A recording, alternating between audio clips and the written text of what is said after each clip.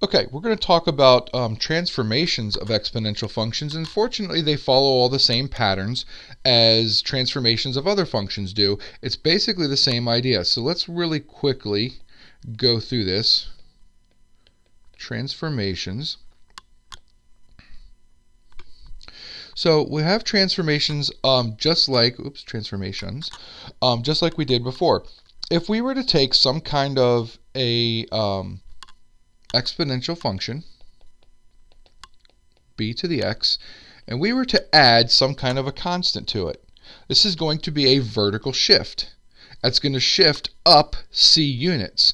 If we were to take that same function and we were to subtract some kind of a constant from it, that's going to shift it down c units. Notice that the c is not in the exponent. It is outside of the exponent. It's not grouped up there with that x.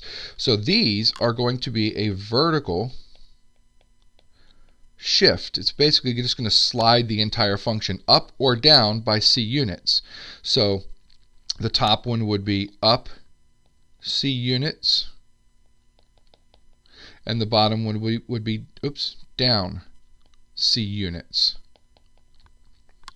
Okay, let's say that we have g of x is, in this case, b to the x plus c. Now notice in this case the c is actually grouped with the x. It's in the exponent with the x. That's going to make a difference as to where it is.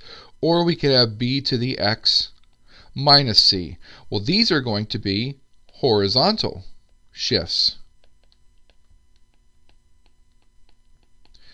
And just like we did before when we had a horizontal shift, the sign of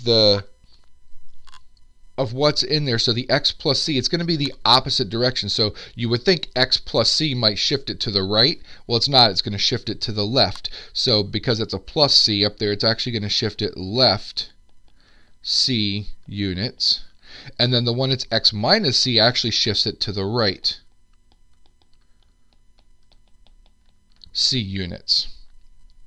Okay? Again, this is all stuff that we've done before. We can also have reflections. So let's say that we have g of x equals negative b to the x. Now you might think, well, wait a minute, that's a negative base. It's not a negative base. The negative is not grouped with the b. There's a big difference between what I have written here and if I did this. Then that would be a negative b raised to the x, but that's not what we're talking about. This negative is outside. It's not part of the thing that's being raised to the x power. So that negative there is actually going to give us a reflection.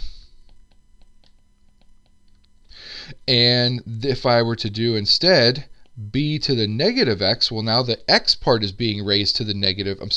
The x has the negative sign attached to it. So that's also a reflection. It's just going to be which one is which.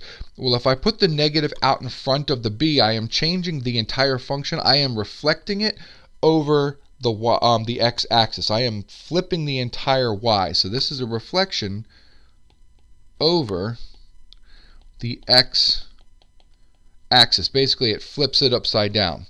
And then if I put the the negative sign up with the x in the exponent, then it is a reflection over the y-axis.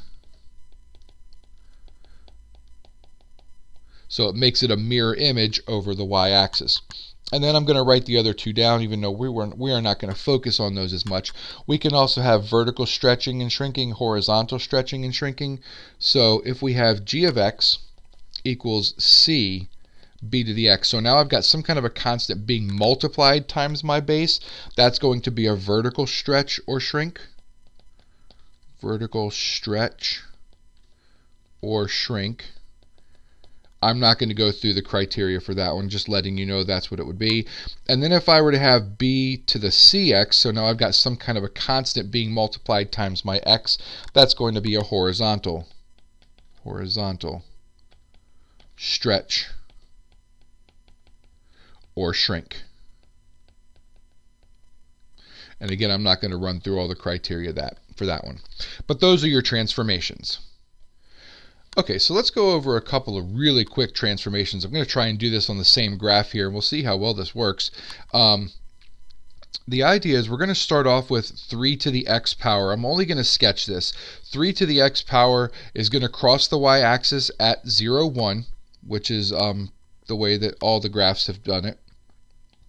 It's going to cross here. It's going to get very big very fast in this direction, and then it's going to start to approach the x-axis in that direction. I left a little bit of space there just so you can visually see what's going to happen, but it will get very, very close to the x-axis.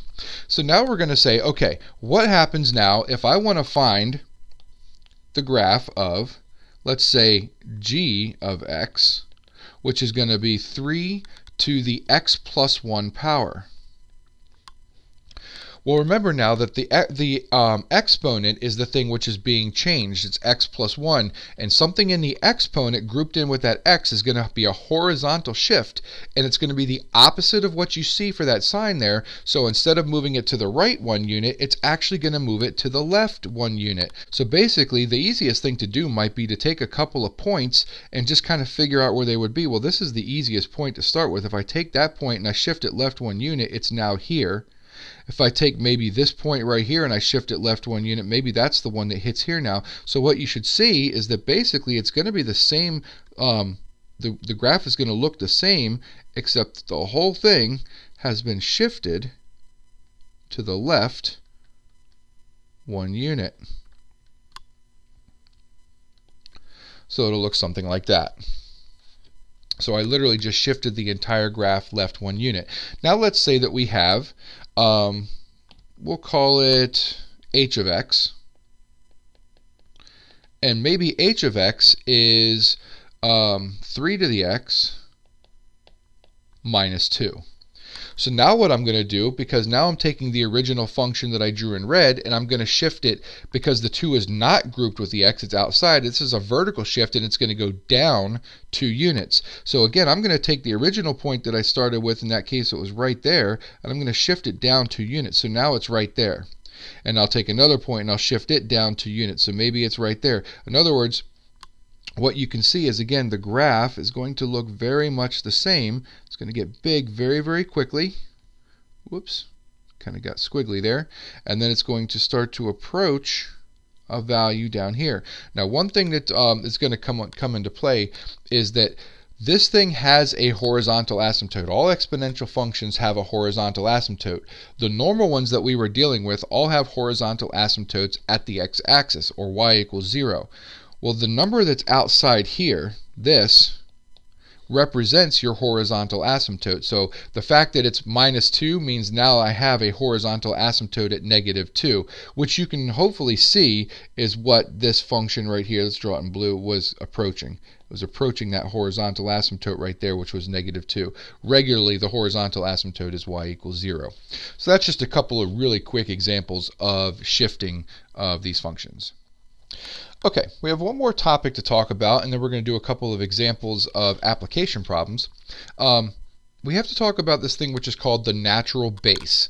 The natural base is defined by the letter E. And E actually represents an irrational number, meaning it's a number very similar to pi in the fact that the numbers do not create any kind of a pattern. The decimal just keeps on going forever, and there is no distinguishable pattern to it. It's an irrational number in that case. What you really need to understand about E for this particular course is that it has an approximate value. E, when you see that, it's not just a letter, it's actually representing an approximate number, is approximately 2.71828 and it keeps on going forever. There's no pattern to this. There's no distinguishable pattern. I am going to be very, very happy if you can remember that E is approximately 2.71. That's a really good estimation for what we're going to be using it for. However, what I want you to understand is when I tell you to give me an exact answer, if the letter E is in there, then just leave the letter E in there. If I want a decimal approximation, then we'll use our calculators, or we'll use 2.71 as an approximation. So E happens very, very naturally. It's a very natural occurring number. Again, I'm not going to go into how it's developed right now, but it's a naturally occurring thing that happens in a whole bunch of things in nature. So it's actually a really, really cool discovery that somebody made on how to find this value.